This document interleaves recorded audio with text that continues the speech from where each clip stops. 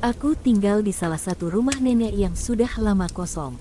Banyak kejadian aneh terjadi di rumah itu sebelumnya, tetapi pada satu malam semuanya menjadi menakutkan. Aku sedang duduk di atas tempat tidur, santai membaca buku ketika anjingku mulai menggeram dan mengeluarkan buih dari mulutnya sambil menatap pintu kaca ke halaman belakang. Aku mencoba menenangkannya, tetapi tidak berhasil. Aku merasa ada sesuatu yang tidak beres dan memutuskan untuk memeriksanya sendiri. Aku pergi ke halaman belakang dan melihat seorang pria tinggi berpakaian serba rapi berdiri di dalam gudang yang rusak di seberang halaman. Aku mendengar suara rantai yang diserat, padahal kami tidak memiliki rantai di halaman itu. Aku segera berlari kembali ke dalam rumah dan mengunci pintunya. Setelah anjingku agak tenang, TV-nya tiba-tiba mati lalu aku bangkit untuk menyalakannya kembali, dan TV kembali mati lagi. Anjingku mulai menggeram lagi. Kemudian aku mendengar nenek saya memanggil namaku dari ruang tamu, tetapi masalahnya nenek tidak ada di rumah. Aku meninggalkan kamarku untuk memeriksa jendela belakang sekali lagi dan saat itu, pria tinggi berdiri tepat di depanku. Aku terdiam, terpaku. Keringat dingin mengalir deras di seluruh tubuhku. Lalu, secara mendadak pria itu menyeringai dan mulai berjalan ke arah jalan belakang yang merupakan hutan. Aku mendengar suara yang mengatakan, "Ya, pergi ke arah itu." Aku langsung berbalik arah ke arah yang berlawanan. Saat aku berjalan menuju jalan, aku mendengar suara lagi, "Ya, pergi ke arah itu." Dalam ketakutan dan jantungku berdetak kencang. Aku berhenti sejenak untuk menelepon ibu agar datang menjemputku. Aku berdiri di bawah pohon melati tetangga dan berusaha menenangkan jantungku yang berdetak tak karuan. Mobil ibuku nampak dari kejauhan dan ketika aku memberitahunya apa yang baru saja aku alami, ibu tidak percaya padaku. Aku menolak untuk kembali ke dalam rumah dan tetap tinggal di mobil. Tiba-tiba ibu berlari kembali ke mobil. Ketika aku bertanya apa ada yang salah, ibu mengatakan bahwa dia mendengar suara rantai berasal dari loteng. Ibu tidak memikirkan apapun pada awalnya sampai dia mendengar nenek saya memanggil namanya dari ruang tamu dan ketika dia masuk ke ruang tamu dia mendengar seorang gadis kecil mengatakan, "Tolong saya." Saat aku kembali ke rumah, aku merasa tidak teang. Ibu mengatakan bahwa dia terus-menerus memperhatikan kursi belakang dan merasa seolah-olah ada sesuatu yang mengikuti mereka pulang. Kemudian malam itu, ada sosok ramping, gelap seperti perempuan yang berjongkok di atas lemari es kami. Kami semua meninggalkan dan berlari kembali ke kamar kami. Saudaraku terbangun melihat seseorang menggaruk sudut kamarnya. Ketika dia bangun untuk menyalakan lampu, tidak ada yang ada di sana, tapi bekas goresannya tetap ada. Apapun itu, telah mengikutiku pulang. Ketika aku masih kecil, aku tinggal di sebuah rumah peternakan yang tua dan rusak dan telah mengalami begitu banyak pengalaman aneh dan menakutkan. Aku sedang berbaring di tempat tidur memikirkan ketika aku diserang secara fisik oleh salah satu makhluk tersebut dan bagaimana itu mungkin terjadi. Cerita ini berlangsung di sebuah rumah di kota, bukan di rumah peternakan. Aku tinggal di rumah kakek nenek bersama ayah saya. Latar belakang tentang kakek nenek akan aku jelaskan terlebih dahulu. Kakek nenekku sangat religius dan kakek sering bercerita tentang masa kecilnya. Dia mengatakan bahwa orang tuanya sangat religius dan dia sangat membencinya. Dia memberontak dengan sangat keras dan ia pun terlibat dalam hal-hal yang berhubungan dengan setan. Selama masa remajanya, dia mengalami hal-hal mistis seperti benda-benda yang dilemparkan kepadanya oleh kekuatan yang sangat besar, tempat tidurnya gemetar dengan keras, dan siksaan langsung dari apa yang dia katakan sebagai iblis.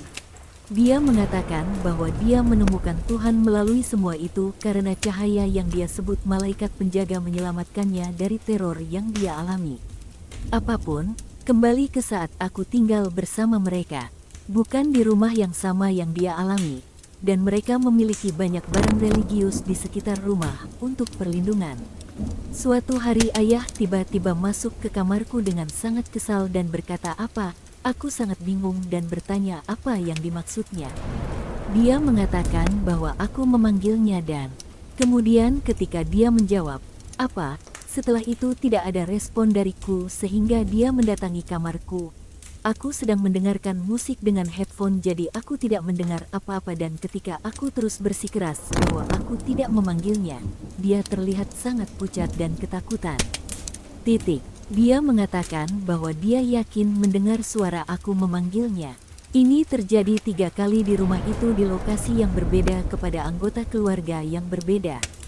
Kami akan mendengar suara tiruan yang mengerikan. Aku berdiri di ambang pintu dapur dan sedang berbicara dengan nenek yang sedang memotong apel.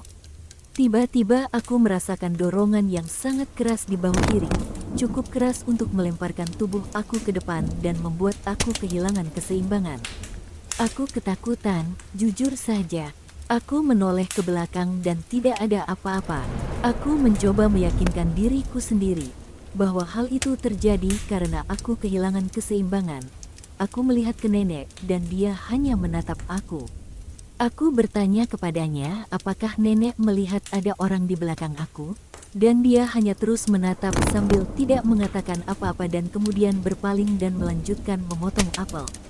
Dia memiliki ekspresi kosong. Aku merasa dia tahu apa yang terjadi tetapi mengabaikannya sebagai cara untuk mengatasi karena mungkin ini sering terjadi. Aku pikir itu adalah pengalaman yang paling mengerikan yang pernah aku alami karena meskipun ada beberapa pengalaman lain yang juga sama menakutkan. Aku sangat bersyukur aku pindah dengan dari rumah kakek. Kakek pasti memiliki setan yang tidak pernah pergi, yang terus mengikutinya sejak dari saat dia masih kecil. Setelah tahun pertama kuliah saya, Roy, teman sekamar sewaktu kuliah yang kemudian menjadi sahabat terbaik saya, dan Lisa, telah menjadi sangat dekat di asrama, dan kami semua memutuskan untuk menyewa rumah bersama pada tahun berikutnya. Ayah tiri Lisa membeli sebuah rumah 3 kamar yang berjarak 2 blok dari kampus. Kami menyewa rumah tersebut dengan biaya sewa sekitar 300 hingga 400 ribu per orang, sangat terjangkau untuk sekelompok anak muda berusia 19 tahun. Rumahnya sendiri sangat indah, dengan ruang matahari, sebuah ruang bawah tanah untuk mesin cuci, 2 tempat tidur di lantai utama dengan kamar mandi, dan sebuah suite di lantai atas dengan kamar besar dan lemari pakaian besar, serta kamar mandi pribadi. Lisa mengambil seluruh lantai itu untuk dirinya sendiri karena itu rumah ayahnya, dan tidak membayar sewa karena keluarganya menganggapnya terlalu sibuk dengan kegiatannya. Itu adalah pembicaraan terpisah yang mengarah pada mengapa Roy dan saya pindah. Yang penting adalah, Roy dan saya memiliki 2 kamar di lantai utama yang langsung terhubung dengan ruang tamu, dengan kamar mandi di antara kami. Saya bahkan tidak ingat kapan pengalaman mistis itu dimulai. Saya ingat pada bulan Oktober, kami pindah pada bulan Agustus. Hal mistis yang sering terjadi sudah cukup bagi kami untuk melakukan sesi spiritual dan kami sudah memberi nama hantu kami Diana. Dengan semua jendela tertutup, kami bertanya padanya beberapa pertanyaan, dan dia menggerakkan lilin ke arah yang berbeda untuk ya dan tidak. Hal itu sangat menakutkan bagi Roy, dan agak mengganggu bagi saya. Semuanya terjadi di lantai utama, dan Lisa tidak pernah mengalami apapun. Roy sering mengalami tidur ketindihan dan bangun dengan seorang wanita duduk di atasnya, atau melihatnya berdiri di sudut dekat lemari pakaiannya. Air wastafel di kamar mandi di antara kamar kami akan hidup dan mati sepanjang malam. Bagi saya, dia akan membuka pintu kamar saya dan tidur di tempat tidur saya. Hal lucu adalah, pada awalnya saya bahkan tidak menyadari bahwa hantu itu yang melakukannya. Lisa memiliki kucing, dan saya mengira kucing itu yang seringkali berada di tempat tidur saya. Pernah sekali ketika saya merasakan ada yang mendorong saya di tempat tidur, saya terus berbalik dan tidak ada apa-apa. Saya memalingkan punggung saya, dan beberapa detik kemudian saya merasakan ada yang mendekat pada saya, berbalik, dan tidak ada apa-apa. Saya bekerja 12 jam di hari Sabtu, dan saya sangat lelah sehingga saya mulai membiarkannya terjadi. Hal ini begitu sering terjadi sehingga tidak sepadan lagi untuk bangun atau menutup pintu atau berguling dan memeriksa tempat tidur. Saya hanya melihatnya sekali. Saya sendirian di rumah dan membersihkan kamar saya dengan seksama. Lampu menyala di ruang tamu dan kamar saya menciptakan segitiga kegelapan di lorong pendek itu. Saya sedang menarik vakum keluar dari kamar saya dan dari sudut mata, saya melihat seorang wanita dengan rambut gelap berdiri di belakang saya. Dia begitu nyata sehingga saya melompat dan berkata, "Oh Tuhan, kau membuatku kaget," saat saya sedang berbalik, dan ketika saya selesai berbalik, tidak ada yang ada di sana. Itu adalah kali pertama Diana benar-benar membuat saya takut. Roy dan saya pindah beberapa bulan kemudian karena banyak masalah dengan Lisa. Dalam beberapa tahun berikutnya, setiap kali pengalaman itu dibicarakan, Roy hampir menangis membicarakan teror yang Diana berikan padanya di malam hari. Sementara saya sering bercanda tentang bagaimana saya memiliki pacar hantu yang mendekap saya di malam hari. Saya tidak tahu mengapa dia baik pada saya. Dalam beberapa hal saya merasa bersalah karena dia menampakkan dirinya kepada saya dan saya takut padanya. Dia tampaknya tidak berbahaya, hanya aktif. Namun demikian, dia sangat mengganggu Roy, dan itu juga tidak dapat dijelaskan. Saya pikir bagian paling lucu dari cerita ini adalah, ketika tinggal terus-menerus dengan entitas aktif, Anda akhirnya akan terbiasa dengan apapun yang mereka lakukan. Antara pekerjaan dan kuliah yang melelahkan, pada suatu titik saya hanya butuh tidur, ditemani dengan apapun yang ada di tempat tidur.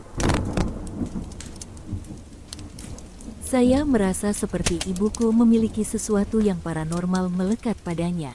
Sejak masa SMP, setiap kali saya tinggal bersamanya atau bahkan tidak bersamanya, saat ini saya sudah 23 tahun dan tinggal sendiri. Tapi ibuku masih mengalami hal-hal aneh. Selalu ada kejadian aneh. Berikut beberapa contoh. Saya selalu terbangun secara tiba-tiba di tengah malam sepanjang yang saya ingat. Jadi ketika saya berusia sekitar 11 tahun, di kondominium tempat kami tinggal hanya saya dan ibu saya. Kami memiliki kamar tidur dengan kamar mandi yang menghubungkan kami. Dan saya secara tiba-tiba di tengah malam mendengar suara kabel alat pelurus rambut ibu saya mengenai lemari kamar mandi. Saya kenal suara itu karena sering mendengarnya di pagi hari saat ibu saya bersiap-siap. Selain itu, saya juga mendengar suara garukan di dinding kamar tidur ibu saya. Peristiwa-peristiwa seram itu membuat saya berpikir bahwa ada sesuatu yang melekat pada ibu saya. Ketika saya pindah tinggal dengan ayah saya pada usia 12 tahun hingga 17 tahun, saya tidak pernah mengalami apapun yang luar biasa. Dan saya tidak yakin apakah ibu saya mengalami sesuatu ketika tinggal sendirian. Namun, ketika saya pindah kembali bersamanya pada usia 17 tahun, teror itu kembali menyerang. Di apartemen baru kami, fenomena aneh terus berlanjut. Misalnya, saya pernah merasakan tangan yang dengan lembut memukul pipi saya di tengah malam, atau pemutar lagu yang sudah lama rusak, tiba-tiba menyalakan kembali dengan melantunkan lagu yang menyeramkan. Saya dan pacar saya saat ini pindah ke tempat kami sendiri pada usia 19 tahun. Dan saya tidak pernah mengalami sesuatu sejak itu. Ibunya masih mengalami fenomena aneh di rumah barunya bersama pacarnya saat ini. Jejak kaki muncul di lantai yang basah. Anak kecil melihat sesuatu yang tidak terlihat oleh mata manusia. Dan bahkan pacar ibunya merasakan sentuhan gaib yang membuatnya tergores di tengah malam. Ada banyak hal lain yang terjadi, tetapi yang pasti, kejadian ini selalu terjadi di tempat-tempat di mana ibu saya tinggal. Hal itu membuat saya berpikir bahwa sesuatu yang tidak bisa dijelaskan melekat pada dirinya. Ini terjadi sekitar 2 tahun sebelum kami pindah ke rumah baru kami. Suami saya seperti magnet bagi hal-hal paranormal. Dia sudah melihat hal-hal aneh sepanjang yang bisa dia ingat dan masih merasa takut ketika hal-hal ganjil terjadi. Suatu hari, dia pergi ke sebuah rumah sakit terbengkalai dengan seorang teman. Ketika mereka masuk, masih terang benderang. Begitu berada di dalam bangunan, Suami saya mencatat setiap tikungan yang mereka ambil agar mereka bisa yakin kembali melalui jalan yang sama. Saat mereka berkeliling, suami saya melihat lubang-lubang peluru di dinding dan noda darah yang terlihat seolah-olah orang-orang telah ditarik di lorong-lorong itu. Mereka melihat benda-benda bergerak di sudut pandang mereka dan kursi-kursi bergulir di lantai tepat di depan mereka. Mereka bahkan mendengar suara-suara berlarian. Suami saya mengatakan mungkin itu hewan, tapi mereka tidak pernah melihat satupun hewan, jadi siapa yang tahu? Setelah itu, dia mengatakan segalanya terasa aneh, dan baru menyadari bahwa sudah gelap di luar. Tapi tidak masuk akal bagi dia karena terasa seperti mereka hanya berada di sana mungkin selama 1 jam. Mereka siap untuk pergi saat itu dan suami saya mulai mengikuti catatannya untuk mundur keluar. Tapi saat mereka mencapai tempat yang seharusnya tangga untuk keluar, ternyata hanya ada dinding yang masif.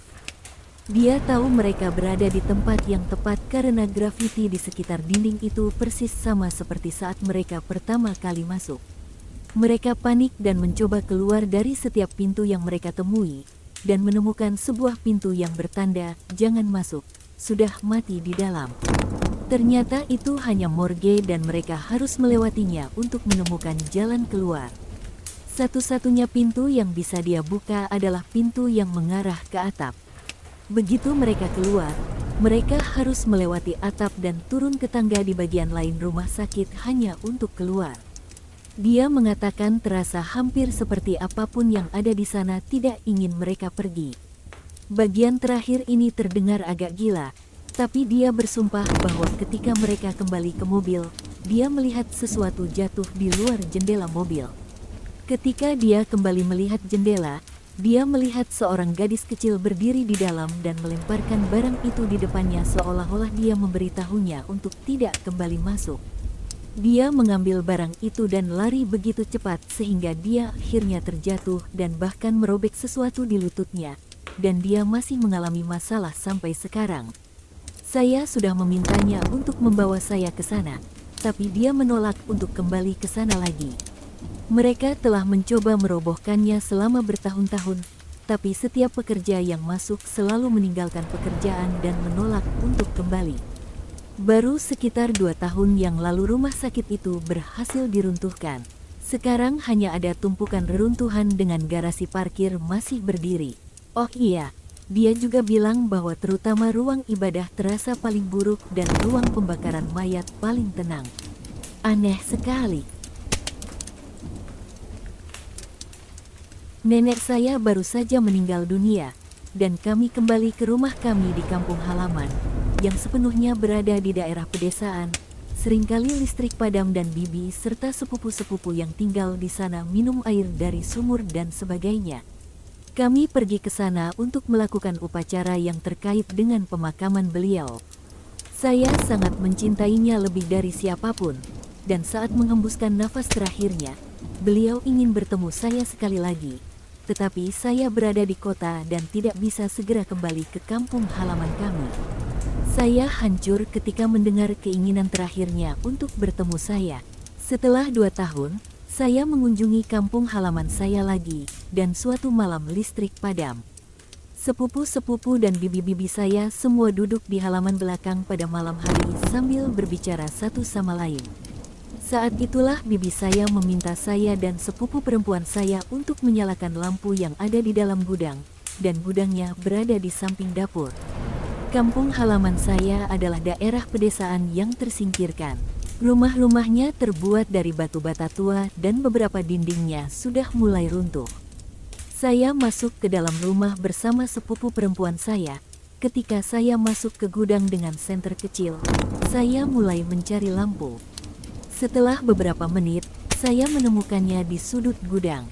Ketika saya hendak mengambilnya, saya melihat bayangan seseorang bergerak di belakang saya karena sinar senter menghadap ke dinding. Saya bisa melihat gerakan itu dengan jelas di dinding di depan saya. Dan bayangan yang saya lihat sedikit membungkuk. Sama persis seperti cara nenek saya berjalan karena beliau pernah mengalami cedera punggung. Saya pikir sepupu saya sedang mempermainkan saya, Jadi saya tertawa dan memintanya untuk berhenti, tapi bayangan itu bergerak lagi. Kali ini saya menoleh untuk meminta sepupu saya berhenti, tetapi saat saya bergerak, bayangan itu juga bergerak di belakang saya. Saya berbalik ke arah bayangan itu, tapi lagi-lagi bayangan itu bergerak di belakang saya. Seperti halnya bayangan itu selalu berdiri di belakang saya setiap kali saya bergerak ke arah manapun.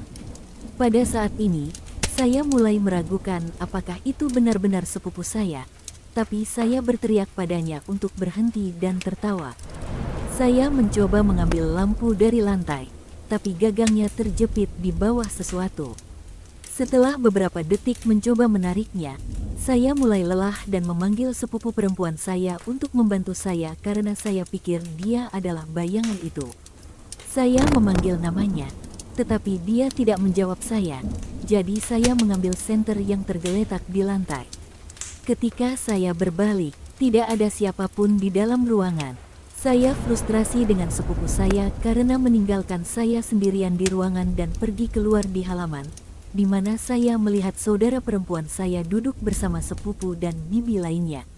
Saya berteriak padanya karena lelucon yang dia buat dan meninggalkan ruangan tanpa mengatakan apa-apa.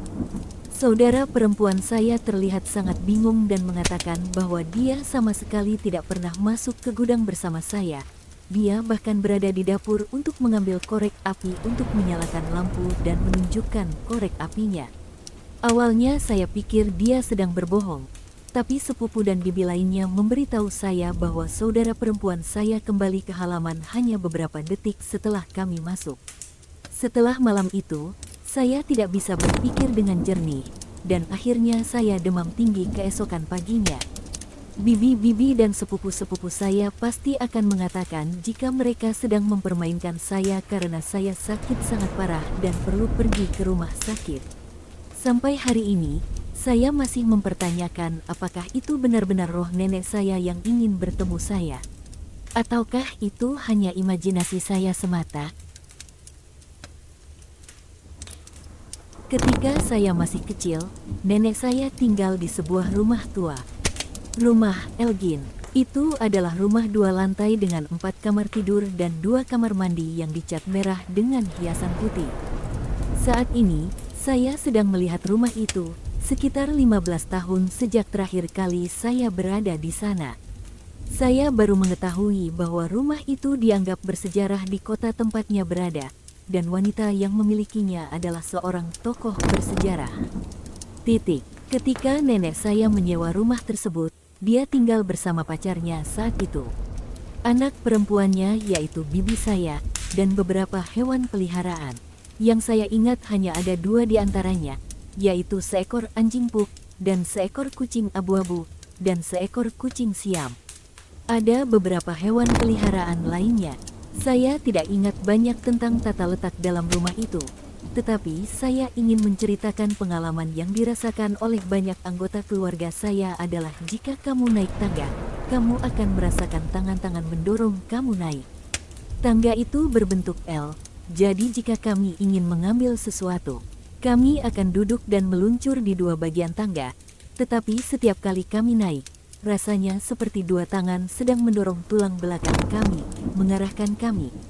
Ketika saya bertanya kepada kakak saya yang lebih tua apa yang diingatnya tentang rumah itu, dia berkata, Elgin tidak pernah melakukan apa-apa padaku. Sepertinya rumah itu menyukai saya, kamu, dan sepupu kita entah mengapa. Beralih ke bibi saya yang tinggal di sana saat itu, dia mengatakan bahwa kucing abu-abunya tampak seperti terpengaruh saat mereka tinggal di sana dan bahwa dia akan berdiam di tepi sampai dia begitu lelah sehingga dia tertidur dan jatuh. Dia kehilangan banyak berat badan. Kucing siam juga menjadi korban dari apapun yang ada di rumah itu. Saat kecil, saya benci kucing siam karena dia anak kucing yang nakal. Tetapi kemudian, saya menyadari bahwa dia adalah kucing yang manis dan bahwa rumah itu mungkin telah memprovokasinya lebih dari yang saya kira. Sebelum saya ceritakan kisah kucing siam, saya merasa perlu untuk menyebutkan beberapa cerita lainnya. Seperti ketika bibi saya suatu hari menelepon ibunya, nenek saya, dengan panik dan mengatakan bahwa seseorang sedang menggelindingkan bola bowling di lantai atas. Tentu saja, ketika nenek saya sampai di sana, itulah yang sebenarnya terdengar. Bola bowling jatuh dari lantai atas meskipun mereka tidak pernah tahu apa yang menyebabkannya. Pada suatu titik, nenek saya dan pacarnya berhenti tidur di lantai atas. Saya tidak tahu kapan itu terjadi, tetapi saya tahu bahwa semua kenangan saya tentang mereka ada di lantai bawah, di bagian kedua ruang tamu. Baik tempat tidur mereka atau sofa ditempatkan di dekat pintu geser, jadi mereka selalu menutup dan menguncinya dan tidur di sana. Saya ingat menonton film di rumah itu dan merasakan ketakutan di perut saya, seperti ada sesuatu yang menonton bersama saya. Sepupu saya juga sering menonton film bersama saya di sana, dan lebih sering daripada tidak, kamu bisa menemukan kami bermain di luar di tanah. Namun, suatu hari, sepupu kembar saya sedang dijaga oleh pacar nenek saya ketika mereka ingin bermain petak umpet. Butuh waktu lama untuk menemukan mereka.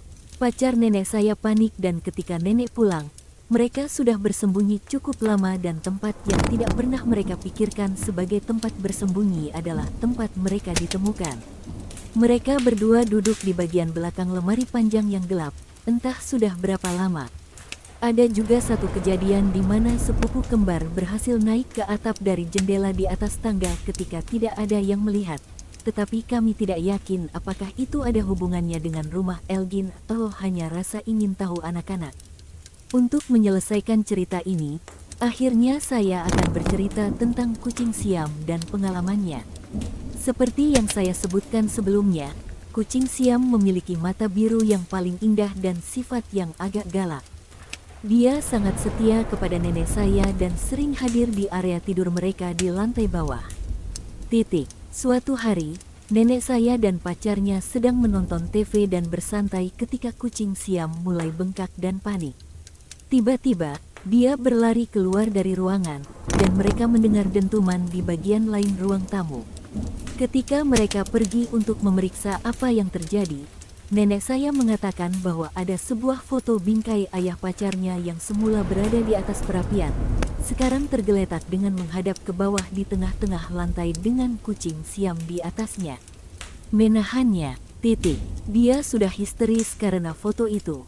Tetapi ketika nenek saya berhasil mengeluarkannya, mereka membalikkan bingkai itu dan tidak ada kerusakan sedikit pun. Tidak ada retak di kaca bingkai itu, meskipun sebenarnya bingkai itu terbang melewati setengah ruangan dan jatuh ke lantai. Saya tidak tahu apakah mereka memasang kembali foto itu atau membiarkannya terpisah dari perapian. Saya tidak yakin. Yang saya tahu adalah masih banyak hal yang terjadi di rumah Elgin. Saya hanya belum memiliki kesempatan untuk mendapatkan informasi lebih lanjut. Rumah itu sekarang sudah ditutup rapat dan saya pikir nenek saya adalah orang terakhir yang tinggal di sana. Meskipun dianggap sebagai rumah bersejarah, terakhir kali saya melihatnya, tampaknya tidak ada upaya dalam rekonstruksi. Saya tinggal di rumah ini sejak saya masih di TK sampai kelas 3 SD. Saya sering memiliki mimpi buruk yang aneh dan melihat sosok gelap di malam hari saat saya terjaga mencoba tidur. Saya menganggapnya hanya imajinasi liar akibat membaca cerita horor. Suatu malam, kejadian itu berubah dan masih membuat bulu kuduk saya merinding sampai sekarang, dan saya tidak pernah menceritakannya kepada siapapun selain ibu saya. Saya berbaring dan saya ingat itu akhir pekan karena saudara perempuan saya menginap di rumah sepupu untuk bermain. Tidak ada orang di rumah selain saya dan ibu saya. Saya tidak bisa tidur, jadi saya menonton TV. Ibuku tertidur di kamarnya karena lelah setelah bekerja 2 pekerjaan. Mulai larut dan saya mulai mengantuk. Saya pergi ke kamar tidur dan berbaring di sana. Satu-satunya kamar mandi kami terhubung antara kamar ibu saya, kamar saya, dan kamar saudara perempuan saya. Saat saya berbaring di sana, pintu kamar mandi terbuka dari sisinya, dan suara berkata padaku, "Hei Rino, bisakah kamu tolong turun ke ruang bawah dan ambilkan saya tisu?" Saya takut dengan ruang bawah. Rumah tua, gelap, dingin, dan tidak ada yang ada di sana. Saya pikir itu mungkin ibu saya.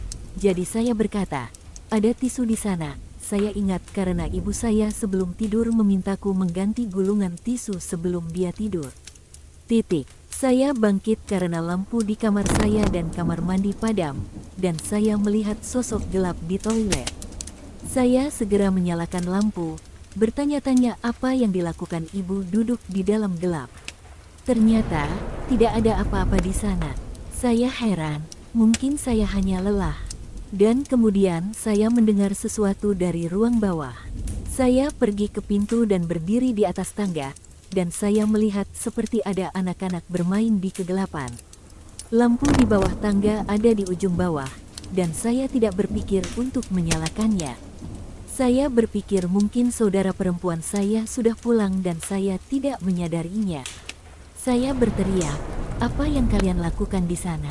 Suara yang terdengar seperti saudara perempuan saya berkata, "Kami sedang bermain petak umpet, turunlah jika kamu ingin bermain." Saya menjawab dan berkata, "Nyalakan lampunya, saya tidak bisa melihat tangganya." Tidak ada jawaban. Saya berdiri di sana dan melihat bayangan hitam berdiri di ujung tangga. Saya berdiri di sana beberapa detik, lalu dengan cepat menutup pintu setelah bayangan itu tidak bergerak atau menjawab. Saya berlari ke kamar ibu saya dan menjelaskan apa yang terjadi. Dia percaya pada saya dan tidak pernah meragukan cerita saya. Saya juga menceritakan bahwa saya seringkali bermimpi buruk dan melihat bayangan terbang dan berlari di kamar saya. Ibu saya membuat saya duduk di dalam gelap dan berdoa untuk saya dan keluarga saya sambil duduk di sebelah saya. Saya menolak segala sesuatu yang saya bisa pikirkan malam itu. Sejak hari itu, saya tidak pernah melihat atau mendengar sesuatu yang bahkan mendekati kejadian itu dalam hidup saya.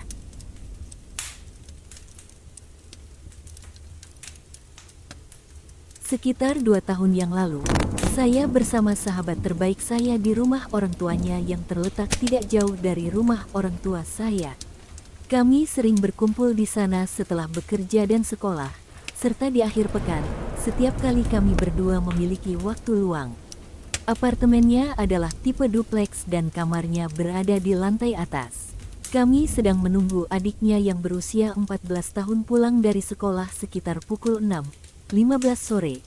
Saat itu pukul 6 sore, jadi tidak mungkin dia keluar pukul 6 dan tiba di rumah tidak lebih dari 1 menit kemudian.